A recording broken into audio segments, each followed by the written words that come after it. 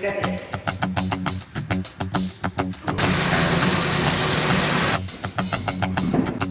And off. Cool.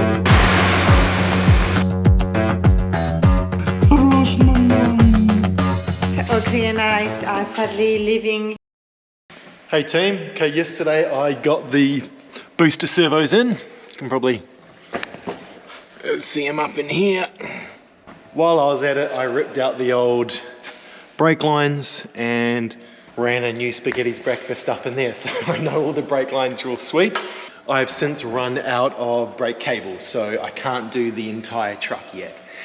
Now I am on to bleeding the brakes because the truck has to move out of this main workshop today because it's Easter Monday and work commences tomorrow. So I am a one-man bleeding team. So what I'm basically doing, now I've heard, first up as a little disclaimer, I've heard these trucks are a nightmare to bleed, and then that's obviously much worse with a 304 because I've got an extra axle. What I've done so far is I have lifted the central diff up. Now that was actually just to tackle a leak at first. I would have normally started at the back, but this one was already up anyway. So what I've done is I've unscrewed the bleeder nipple just a little bit on each wheel cylinder. And I've been putting this on it, hanging the reservoir bottle up higher than the wheel itself, so that gravity is working against it for the air. And then I jump up and I push the brake pedal about maybe 10 times. And then I come back down. Ideally, if I'm doing this side, I can sort of look out the door and see the air bubbles coming out into the tube. And still, I don't have much resistance coming out of the brake at all. And I've got to be careful about flooring the brake pedal altogether because I don't know the quality or the condition of my master brake cylinder, which you might be able to see there, which is right under the driver's steering wheel. I don't know the quality of that. Now there is a piston inside that goes back and forward on springs using the hydraulic power of the brakes, the brake fluid. So I don't want to bottom that out if it's like rusty at one end because it'll destroy the master cylinder. I will do a master cylinder rebuild at some point, but that's not at the top of the list right now. But I will definitely buy a rebuild kit for that, just to give me some peace of mind that the master's not going to die on me out in the field. But I'm going around each one systematically, removing the wheel, and I'm so grateful to have access to a tyre shop, a really well kitted out tyre shop. I'm very lucky that Bjorn let me use this over the weekend. Very grateful for that. I've also put the drive shafts on, so that one's there. That one's on as well. I haven't bothered with the front because, like I said before, I'm waiting on some bolts, so I'll leave the front. All right, so more of that, and then what I might need to do is bleed the actual new boosters that I've put in as well. That'll be a little bit more tricky. There's like an olive on the top. And then Bjorn can book this in for its first preliminary registration. Okay, let's get to it. Round 4 on the brakes. Day 2, I'm so over this, it's not even funny. This time I'm getting Ange to be the brake pedal assistant so I can speed it up a little bit. Still got really spongy brakes. It's just the most annoying thing. We got it.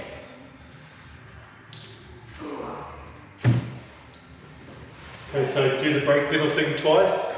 Okay, 1, 2, 3, hold, release. 1, 2, 3, hold, release. And again. 1, 2, 3, hold. And down. 1, 2, 3, hold. And let go. And go down. 1, 2, 3, hold.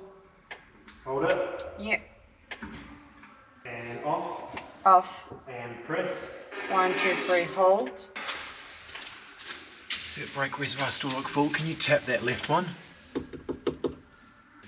Yeah. You ever see that start to empty? Yeah, it's like 3/4 full. Okay, all good. If you see that go quite low. Okay, I'll tell you. Yeah. And push. 1, 2, 3, hold. And off. Off. And go. 1, 2, 3, hold. Alrighty, guess I owe you guys an update. It is now Thursday, the 4th of April. So it is almost coming up an entire week that I've been working on these brakes, and I am, to be honest, I'm losing my mind. I would have bled these brakes well over 10 times by now, and then in the last kind of halfway I've been getting Ange to be my assistant. And I'm just not really getting anywhere. I still get a spongy pedal, sometimes it'll get firmer and then I'll lose it again. Like chasing leaks, the whole thing's been an absolute show. So I've been using like this easy bleed, which creates 30 psi into the two reservoirs. And then I've been bleeding with that. And at the same time been adjusting the drum brakes, the cylinders on the drum brakes to try and be firm but not too firm. A lot of it I'm flying blind. I'm getting random bits of different information from people on the forums. It sounds like so many people have issues with the brakes on these things. Yeah, pretty upset that I've lost a week out of the build and I still am nowhere. My only other solution is, I even went so far as to put these back in because I thought maybe the new ones were leaking. Something is still leaking on them, so I'm going to also then replace the copper gaskets that go here, which, yeah, I probably should have done that already, but I thought they would come in the new kit and they didn't. So I put the old ones on, but possibly they're leaking a bit, but it's not leaking enough to create the pedalless feeling that I'm getting. So my only other bet is the master cylinder is fried and that it's not leaking liquid, but potentially it's leaking air because the seal is gone. So I'm going to order from Tatanka a master cylinder repair kit and I'll try and repair that. I'll order some copper gaskets and put those on the two boost cylinders and then try doing the whole bleed thing again from scratch. The other bit of pretty terrible news I got as well was when Bjorn and I brought the TGB back into here, not under power, I was just being pushed by the forklift. This axle, or both of these axles, were moving in and out to a scary degree. So I'm glad I didn't actually drive it. What I think it is those bushings that I spent so long doing on the reaction rods were too soft. So full disclaimer, I saw that the only one supplying new ones of those bushings was Tatanka, but they're like €100 a bushing, and we needed 12. So you can see why I was apprehensive about doing that. So I had found someone had used Ford Transit ones and had given the number, but said they were soft, but I thought, oh, I'll give it a crack. They're only €4 each. So those were the ones I put in all of the 6 reaction rods. And definitely they were too soft. So I ordered 8 bushings from Tatanka. Those arrived yesterday, and very fortunately I could put those in. And I definitely didn't want to film any of that because you've already seen enough of that, but all of them are in, apart from the 2 top reaction rods. I've left the soft ones in. Hopefully they'll be fine because they don't seem to cause as much of this motion as the other ones did. Time will tell. So yeah, really rough week in that respect, really rough week. I've just been under the truck, just non-stop, like my knees are hurting, my body is broken, my shoulder hurts because this one position in the booster really like tweaks my rotator cuff when I'm getting to it. Sound like I'm moaning because I actually am moaning. I hate the brakes on this thing. This makes the Unimog's disc brake situation look so superior, it's not even funny. And I've bled the brakes on the Unimog and it literally took like 20 minutes max. This is turning into a disaster. I'm hoping it's because there's a seal in the master cylinder that's failed, so I can never actually get enough pressure. Time will tell. Otherwise I'm literally just a dog chasing his own tail. So I need a new project while I wait for that stuff to arrive. So I haven't really been out of the compound at all. It's just been eating my mind. I had dreams about the brakes last night, like it is properly consuming me, which is not healthy. Maybe I'll start pulling a few little accessories off the outside of the truck because I can maybe paint those and feel like I'm doing something, because I hate that it's stalled so much. I may as well just taken a week off and enjoyed myself, but no. That is why this video, this week 5 is pretty average, guys, because it's been very average for me, but you win some, you lose some.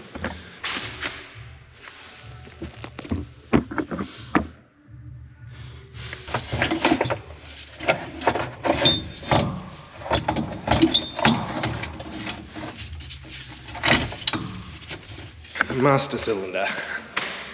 That was a bit of a mission. Okay, so I don't really know anything about master cylinders, but I'm hoping this is where a leak's coming from.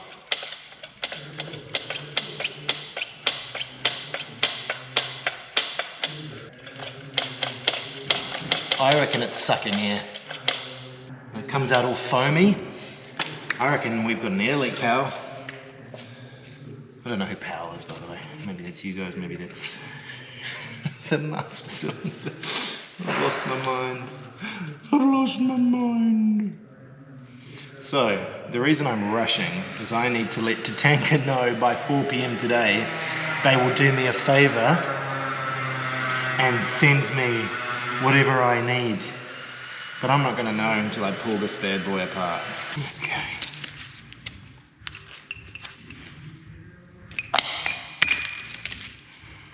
Now the reason I think, yeah, maybe there could be an issue. See, so the master went here.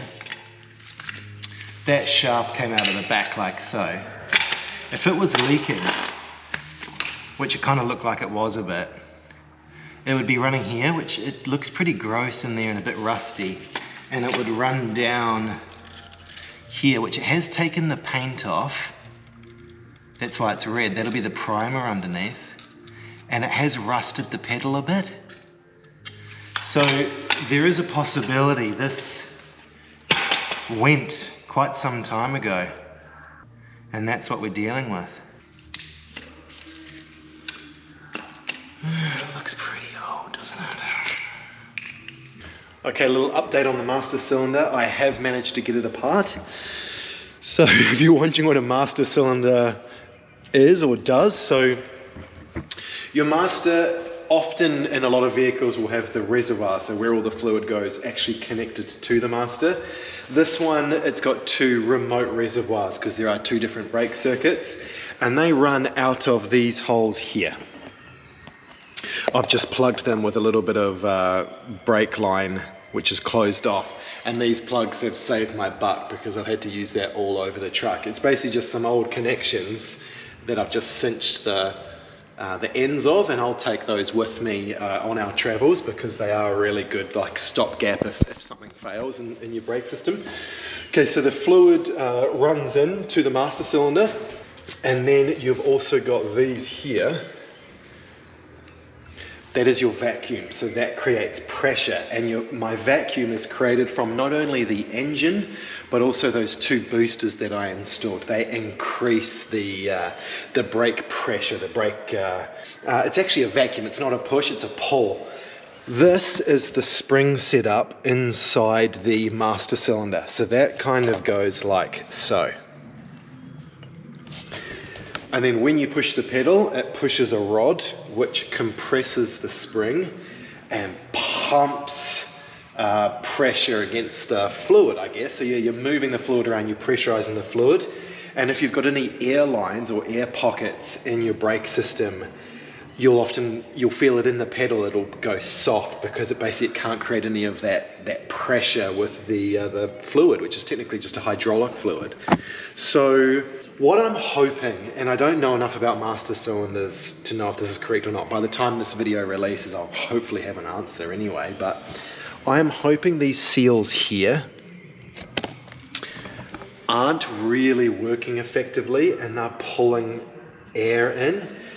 But if they were pulling air in, I feel like it would have probably been leaking fluid, which it hasn't really. At some time it's leaked a little bit because it's a bit rusty, but it wasn't really wet from all the pumping I've been doing. So there is a very legitimate possibility that I am not on the right track here and I've pulled the master cylinder apart for no reason. So rather than buying a new one from Tatanka, which they're very expensive because this master cylinder, as far as I'm aware, isn't in any other vehicles, instead I'm going to do a repair kit. So it basically replaces all these seals as well as the rubber bellows. And then I'll put it all back together. I'll clean the pedal assembly up while I'm in here, and then I will get it back into here. And it's a shame I don't have any of the sound deadening because there's sound deadening behind the pedal assembly. I would have loved to have done it before I put the pedal back, but never mind, it is what it is. And then the only other thing I've got then is I'll order a couple of washers, and they're like these copper washers here. They went here and here, and I didn't replace those. So there is a possibility that it's leaking through there. Now I know, yes, you are normally meant to replace these on like your fill plugs, so like your diff or drain plugs, your diff and your portals. I don't, because there's never any pressure against them. I've never had them leak before. Well, that's the entire time I've owned the Unimog. Anyway, I've never replaced those washers. I just reuse them. But I think the pressure in this system is about 2 bar or 30 psi, and that might be too great for these older copper washers that have already compressed too much. So maybe I'm getting a leak from there. So we'll have a little look. I'm going to pull one of these boosters apart now, these Lockheed boosters, so I can better understand how it works. Because I know when they fail, something fails inside which allows it to suck in tons and tons of fluid, up to 1 litre. Now there was a bit of fluid in one of these reservoirs, but one of these boosters, but I'll put 2 new ones in anyway, so surely there's nothing wrong with the new ones. But I'm going to pull this apart and see if there's maybe a check I can do on the new ones, because the annoying thing about how hygroscopic the brake fluid is anywhere it gets to, it stays wet and it moves around really easily, so it's very difficult to track down a leak, a slow leak. And it's looking like I'm getting, you know, liquid around here, liquid around this membrane here. I'm hoping I'm not, but you never know. I could actually have a leak on the new ones, and that's been the whole cause of my issues. And if that's not the case, then there's still air in the system, and it just turns out that this vehicle is so particular, and that somewhere there is an air pocket, and I can't seem to get it out. But every once in a while the brake system finds it and I lose brakes. So we'll see how we go. All right, I'll pull this thing apart now. And the sad thing is, I couldn't have imagined a more boring way to start the build, is to be working on seals on the portals, painting and getting dirt and stuff away, and then painting axles, and then dealing with a brake system in a really old vehicle. That does not interest me personally. It might, hopefully it interests some of you guys, and had overwhelmingly good support from you on the build so far, so thank you so much.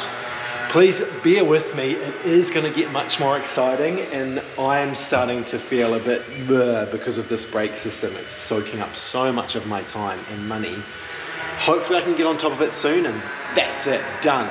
In retrospect, I wouldn't have replaced as many lines as if I'd known that it was going to be this difficult.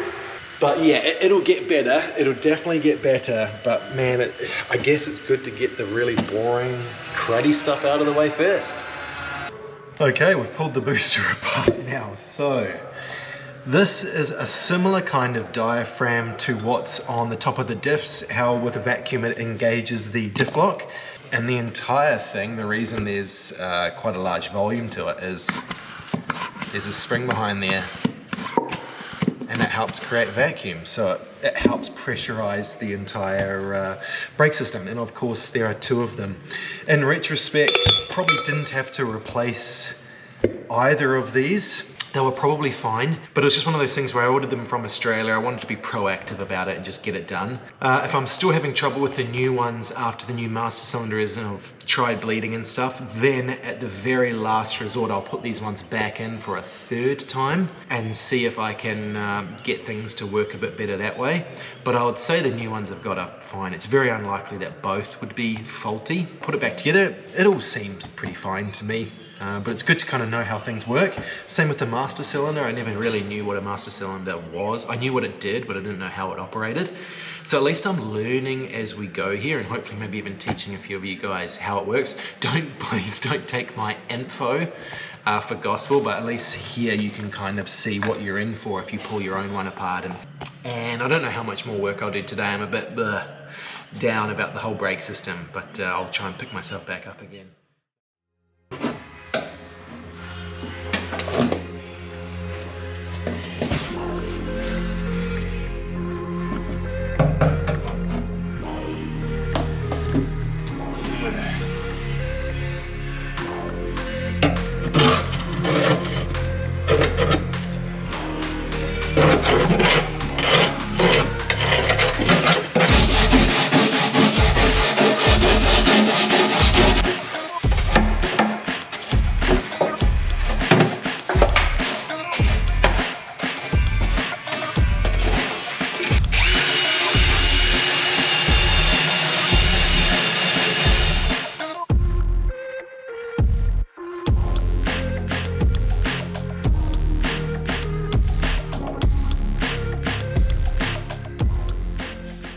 Well, that's a relief. There's actually no rust in there at all. And someone had warned me about checking under the battery tray. That'll be one of the rustiest parts of the truck. But luckily it was actually the tray itself that was rusting. So I've just lost a little bit of paint. So what I'll do is I'll buy probably a lanolin based product. I've been recommended one called Outerwear. So I'll probably buy a litre of that and paint over that. Almost as like a rust inhibiting primer, and then I can spray it with some green spray paint. Basically I've obviously put a hold on the brakes for now while I wait for the master cylinder seals to arrive. So now I'm doing stuff that I find much more interesting, which is pulling the old girl apart and just seeing what's going on. So yeah, there's just really no rust anywhere. It's not as dark in here as the GoPro makes it look, but the flashlight helps, I guess. It makes it almost look pitch black. This is an old blower, so that's the rear heater for the troops. I will remove that, but it's not as simple as just pulling it out because it is connected, I would say, to the radiator fluid, because there is like a little heat sink, like radiator behind that fan. So I will work out where it runs from. And plug it with some form of T or something like that, because if I end up running one of those marine hot water cylinders, I could actually just make use of the plumbing that's already there. So that could be a good spot. So the plans are at this stage for Oakley's baby seat to be here, right there, and the battery will live under it. Soon I'll remove that entire engine cover to make sure there's no rust under there. That'll give me brilliant access. And then, yeah, I'll paint in the back. These will be removed at some point, probably once I've got the registration, because I don't know if it's registered as, say, a 7-seater or whatever. Maybe I can't remove that and still get registered, so I'll wait just in case. I might have a crack at pulling these wooden strips off. I'll replace those for sure. They're all rotted, so you can... They are done, so I may as well get rid of them now. They are not going to be part of the registration. And then over the weekend, I'll probably have a look at removing things like this, the placards, even on the front as well, because I'll want to take them off and paint them. The electrics look good, very old school fuse system. I can see one fuse is out, this red one. That fuse is gone, so I'll need to replace that. This is where some of the relays are. Some of the relays are under that part of the dash. There was a bit of rotted cable here, which I've replaced. But overall, I'm very happy with what the quality of the wiring is looking like. It's all labeled, it's all numbered, and it looks good. It's obviously old school, so it's just straight solid copper, so it can actually carry more current than your more modern cable, which is wrapped with other metals to conserve cost and stuff, I guess. So it's just pure copper, so it should be able to handle double the current, because I will be changing to 12 volt. And of course, yeah, that doubles the current. So I think with my relays here, I don't know what they power, but for instance, you've got a 20 amp relay there, which is at 24 volt. I will need to replace that with a 40 amp relay to be safe. And I'll probably just do that. I'll probably buy all the relays. There must only be about 10 of them at the most. Change those over. At some point, I'll plug the truck into 12 volt and just see what works. I know the windscreen wipers probably won't work. And there's another relay, which is a very difficult one to come by. This one here, which I have no idea what that is, by the way. If you know, please tell me. I'm gonna keep cracking at it.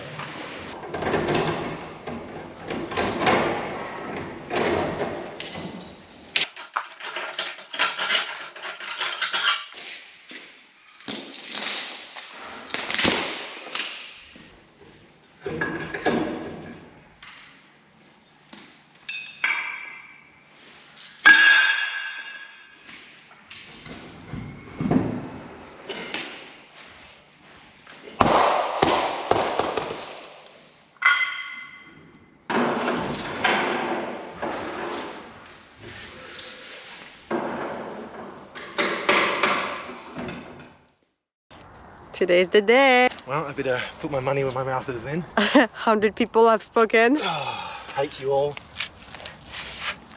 A balmy 4 degrees.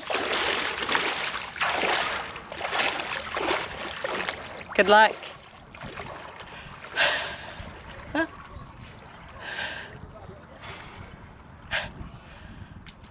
Whoa. Oh, does that count?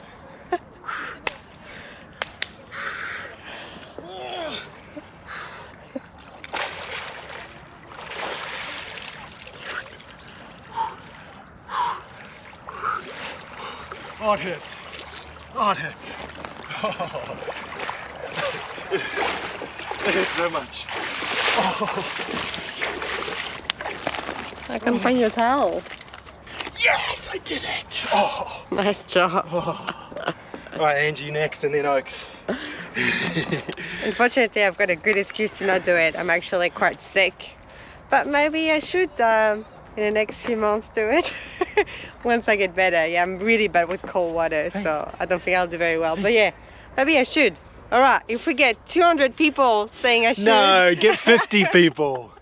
No, 100. 200. 100. 100. Poor planning. I left the towel in the car. Oh, just drip dry. Yeah. You actually chose a good day for it. It's the best day. Yeah. It's a balmy 12 degrees, so I'm stoked. And we are back. It's back to work time. We've got this little guy working outside in the sun. That's so cool. And we've got a spanking clean, new looking fuel tank thanks to Ange. And now she is painting it nice and black, so it'll be crispy clean and shiny. It's Saturday, of course, so there's no one else here. And I am working on one of the engine covers. It's covered in this horrible stuff, which the flapper wheel can't even touch. So I'm using a chisel instead to try and get the majority of it off, and then I'll try with the flapper disc and hopefully that'll work. So yeah, it's so nice to be working in the sun. Yay. Happy Sunday. We had a really nice weekend. So yesterday, as you would have seen, Chris went for that swim. We did some washing. Actually, we found a washing machine in Marina. So I just wanted to say thank you to the person who suggested in the comment on the other video, because we found a very good place to do laundry. So that was really good. We had beautiful sunshine, went for a nice walk, went to the gym for the first time, which felt very good. I'm still sick, so I didn't train. I just went in a little kids area room with Oakley. I was doing some stretching while Chris had a little session. So yeah, it feels good. We're gonna try to commit to 2 sessions a week, hopefully. What do you think? 2 sessions a week minimum? Minimum. Yes. Minimum. Yeah, that felt good. What is the plan for today? As some of you know and reminded me or made me aware, I didn't pack the bearings enough. So now it's playing on my mind heaps. Yeah, it sounds like a few of you definitely know what you're talking about. I'm gonna have to start pulling every one of the hubs apart for the 3rd time and re-grease them. So that was upsetting. But thank you for telling me, because better I do that now and get a bit ticked off from doing it so many times than I lose very expensive equipment on the side of the road and I get stranded. So yeah, good to know. It's a shame that we're a little bit in advance, like maybe 2 weeks in advance on the build videos. So a lot of the stuff that I see from you guys, the really good comments, I've actually already done it. So yeah, hence me pulling them all apart again. And fixing some other stuff. So that goes on the outside of the truck on the corner, and that's on the inside. So we're cleaning it all up. We're going to paint these black with the Brantho. Same with the jerry can holder. And we're going to keep as much of the old military paraphernalia as possible, similar with Bowser, but we are probably going to paint most of it. I'm not a huge fan of how green everything is. Like everything inside is the same shade of green, and everything on the outside is. So I'm looking forward to changing it a bit. Definitely not keeping the camo on the outside of the truck.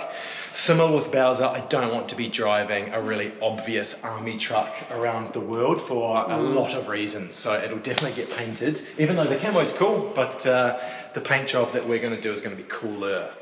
Yeah. All right, and me, I'm gonna do a 2nd layer of paint on the fuel tank. That looks already so much nicer. All right, and it's nice, can work outside in the sun. Yeah, we are in much better spirits when it's good weather. So let's hope that moving forward, no more rain, please, Sweden. Oh. Well, it's a very nice end to week 5. We had a beautiful, actually sunny day. I felt really sorry for Chris. They were stuck with those horrendous bearings today. No, but you okay. got some good success? Yeah, this is the finishing off, lubing the 4th one. So I've just got the fronts to do tomorrow. And I actually went about and kind of retweaked some of the brake line routing and stuff. So it might actually make it easier to bleed. So, you know, maybe I'll get something good out of it. So yeah, week 5 defeated us with the brakes and I guess the bearings. But the bearings, like... No, it's okay. Just annoying. But fingers crossed, wish us luck. Week 6 is the week where we defeat the brakes and we can get the truck to registration. That would be an amazing news to finish the week like that. So yeah, fingers crossed for next week. I hope so. I really hope so. Oh, man. We are looking forward to starting other parts of the build. Yeah. I can tell that Chris, when he did other parts again, like yesterday, the past few days, it's packed and enthusiasm and motivation went again high. So yeah, that's going to be high. It's going to be very nice when this is out of the way. Just never want to see brake fluid ever again in my life. It's just, it's everywhere. Hey, all right. Time to give you guys a bit of an update. So the master kit repair arrived, and now fortunately I had accidentally ordered a brand new master from Tatanka at the same time, because at first I thought I would just replace the master, and then when I opened it up I thought, oh, it looks okay, maybe I'll reseal it. But by that stage Tatanka had already sent it. Well, good thing they did, because when I put the new reseal kit into the old master, it just didn't feel right. It gave me a bit of a weird, I don't know, it just gave me the vibes that it was the wrong thing to do. So I ended up flagging that off and putting the brand new master in, which is here, which you can see dripping away. Sorry, hard to see, but the pedal assembly is in, master is there. Now the reason it is dripping away is that I am attempting my best job at bench bleeding it. Bench bleeding is when you don't have the entire circuit open and that you're trying to basically purge the air out of the master cylinder, because from what I've read online, air trapped in the master cylinder can be very hard to get rid of when it's connected to your entire braking system. So the only way I could really do it, because a lot of masters have the reservoir of liquid attached to the master itself, this one doesn't. They're both kind of separate.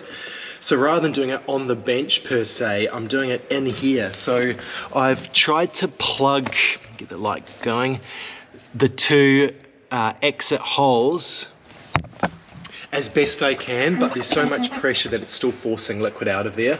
So I'm basically just slowly with my hand pushing the brake pedal down, and with my foot sometimes as well, and it's purging air out of the 2 reservoirs.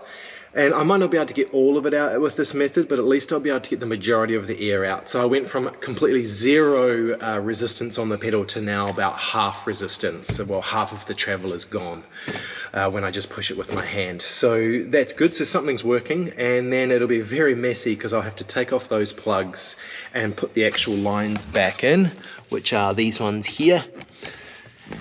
And then we'll be connected to the system. Since then as well, I've also replaced copper washers or copper gaskets on the new brake booster servos, just in case they were leaking. There's definitely some sort of leak coming from there, but I don't know how it can be the brake lines, because I've replaced them. Like, I've just tried it so many times. It's not leaking anywhere else. I don't know why it would be leaking there. So hopefully today is the day that I can bleed, and I'll show you I've got a new bleeding system to try out as well that uses the air compressor here. So I'll have to employ Ange very soon, but I'll keep bench bleeding this, hook the system back up, and then we'll see where we're at. Making coffee number 2 already. It's not even 9 a.m. We're about to bleed the brakes again, and fingers crossed this time is the time. 10th time. 10th time. I More, can't even actually, count. maybe more. Yeah. So yeah, coffee. And one thing I wanted to share as well, if you're new to the channel, you wouldn't know, but if you've watched us before, you know that we are addicted with ginger nut biscuits. And in Australia, we had a ritual of having them every day. We can't find any ginger nut biscuits in Sweden. Now I understand that it may not be a traditional biscuits, but if you know where I can find some, or if you've got any recommendation for any biscuit that's got ginger in it, please let me know, because so far, like, I mean, I don't mind those. I wouldn't be able, oh my God. Thin. I'm gonna try to pronounce it, I'm sorry in advance. King Oscar. Yeah, that's cheating. No, the Swedish version. We'll both try. Valkridade pepparkakor. Your turn. Valkride paprika. It must have pepparkakor? Don't know what that is. Oh, it's got peppercorns. Peppercorn. So there's pepper in these. That's Yeah, it's a like weird a little. mix. No, it's like a cinnamon, ginger, peppercorn. It's really nice. It's just thin, a little but bit dipping. too thin. So yeah, please let us know your recommendation. Is this the content that you want? Well, people want to see as well what we eat, our thoughts about Sweden. So this is one of my thoughts about Yeah. Sweden. You are Up the missing ginger on nut game. ginger nuts. Alright, a little update from week 6. Oakley and I are sadly leaving and letting Chris by himself in Sweden, which I feel very bad about, but I need to go to France to pick up Oakley's passport. They won't let my parents collect it, so I need to pick up his passport in person. So I'll leave you guys with Chris for the next few days. Hopefully get some luck. You know what? And- I'm gonna smash this. And when I come back, we You'll have a car that breaks. I've got a car that breaks.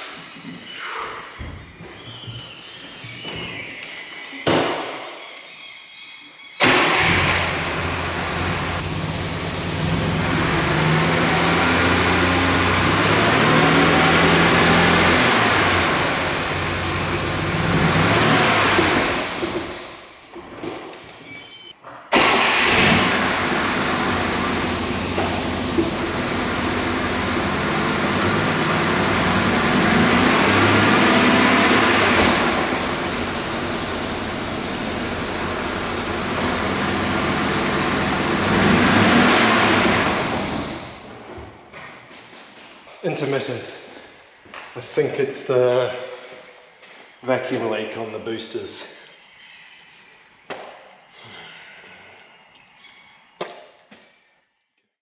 Okay, let me tell you about my story of woe. So it's Saturday today. It has now been 3 solid weeks working non-stop on the brake system of the Volvo behind me. So I haven't been filming a lot, to be honest, because I've just been scratching my head and just running around in circles like a dog chasing his tail. I have now rebuilt 95% of the entire brake system on this truck. It now has brand new master, 2 brand new boosters, all new soft lines, and the majority of the copper lines have now been replaced with new connections as well.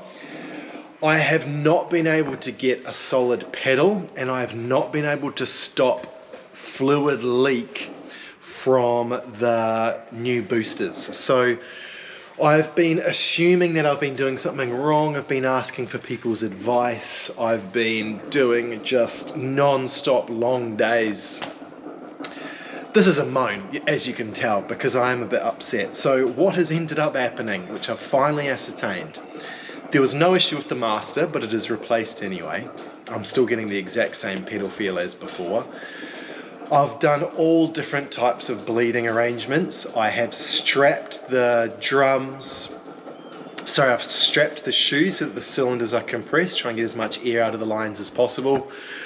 I've tried vacuum bleeding, I've tried pressure bleeding, I've tried both pressure and vacuum bleeding, I've tried manual bleeding, I've tried bleeding with a helper, I've tried bleeding in that workshop, and I've bled here probably, without an exaggeration, I have probably done 20 different bleeding sessions, like no actual joke, over the course of 3 weeks.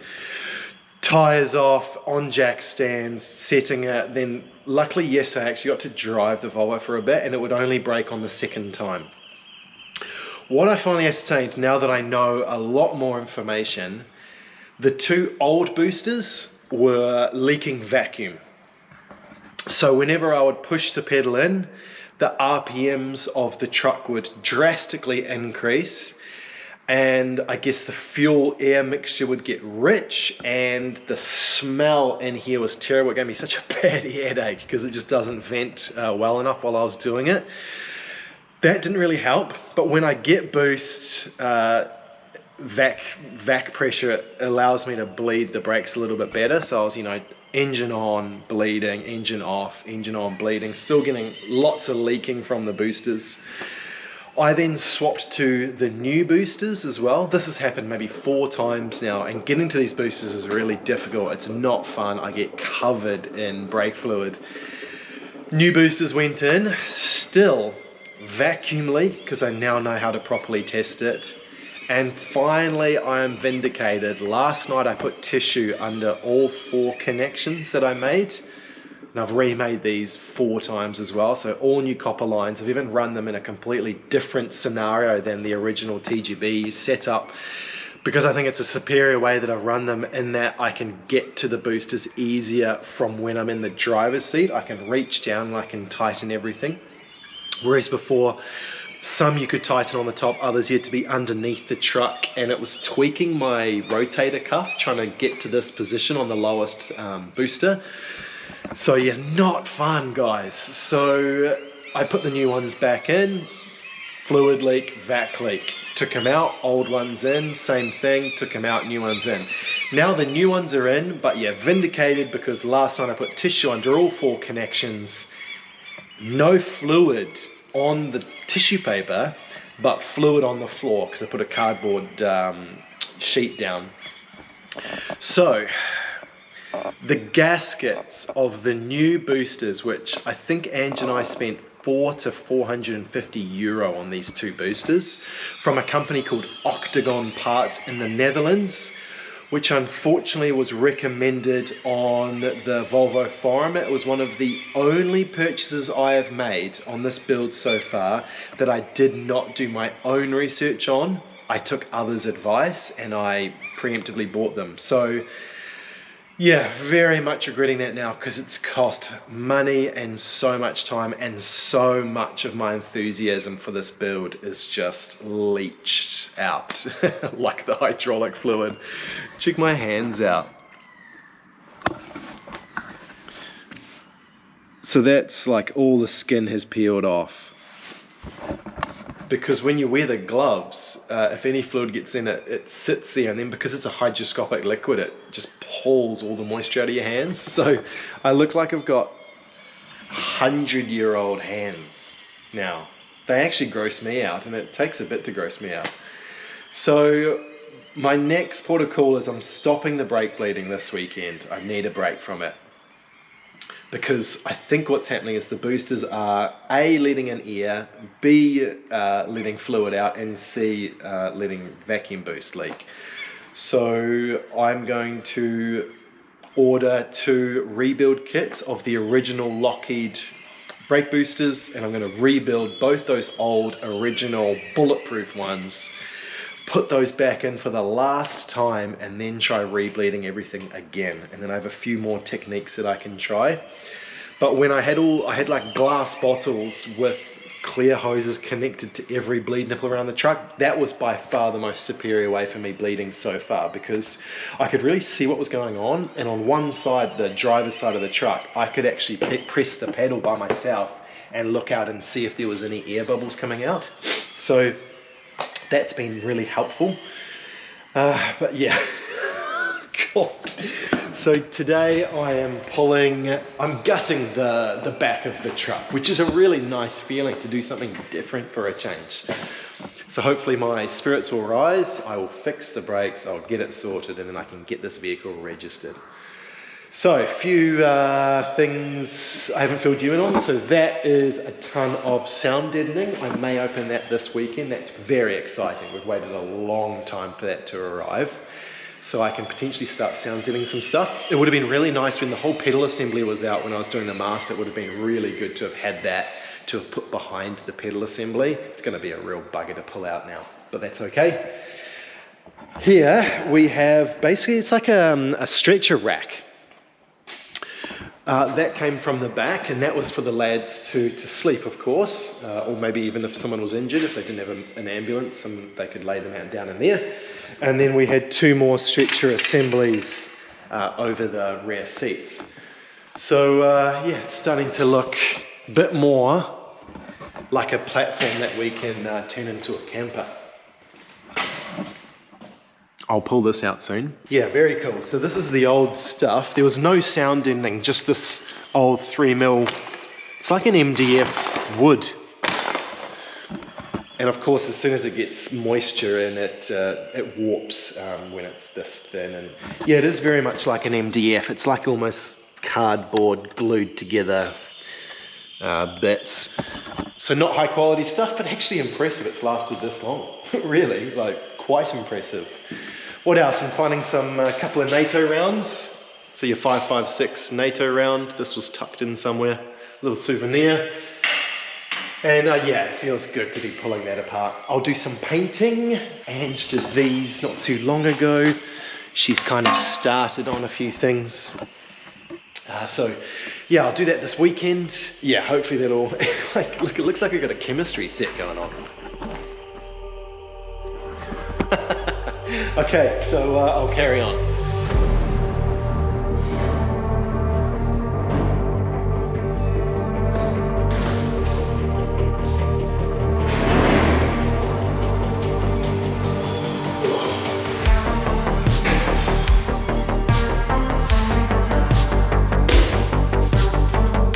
Oh, that's better. Boom. So much room.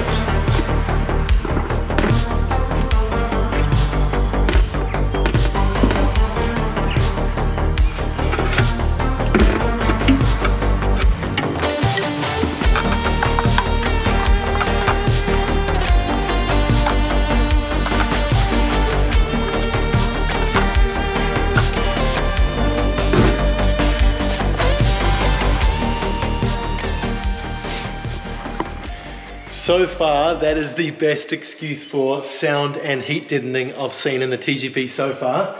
There's not really been anything else. There's a little bit of like a jute kind of layer in the cab, which I'll show you with vinyl on top. That will be being replaced, but in terms of like the engine bay and anything in the back, that's the best there was under that main engine cover. We will be replacing it with these three products here from Dynamat. So we've got the Dynamat Extreme, we've got Dynacore, and we have Dynaliner. I will talk to you more about what each one does as I start to begin the job. I'm sure a lot of you will have heard of Dynamat, which is a US based company. It's all made in the USA, and they are quite big here in Europe. So we are partnering with them on the TGB build. So yeah, very excited. I have a lot, and I mean a lot of work to do.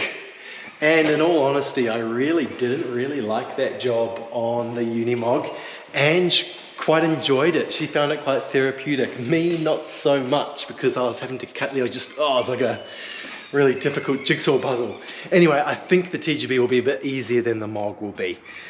Now in my head, I'm trying to think, what am I going to do with these engine covers? They look cool. Like, I like the brass catches and things like that. I like how rugged and utilitarian it looks. But at the same time, I know the most amount of insulation we've got should really be on those 3 covers right there. So what am I going to do in the back? We're going to carpet. I don't really know. But I might have to say goodbye to that really cool look, and we just cover the heck out of it in Dynamat. So I'm going to start cleaning these up. I was originally going to paint them, but there may not be any need actually if they're going to be all covered up. There's no rust on them. I'll touch up where is necessary. This product, of course, from Buildtimmer, and I'm not sponsored by Buildtimmer, by the way. Someone mentioned that, but it was similar to Bunnings on the Unimog build. It would have been nice to have been, but they're too big of a company, I think. Anyway, this one here is your standard, bog standard rust converter, which kind of turns purple when you paint it on rust. Now it's very dark in here, I'm sorry.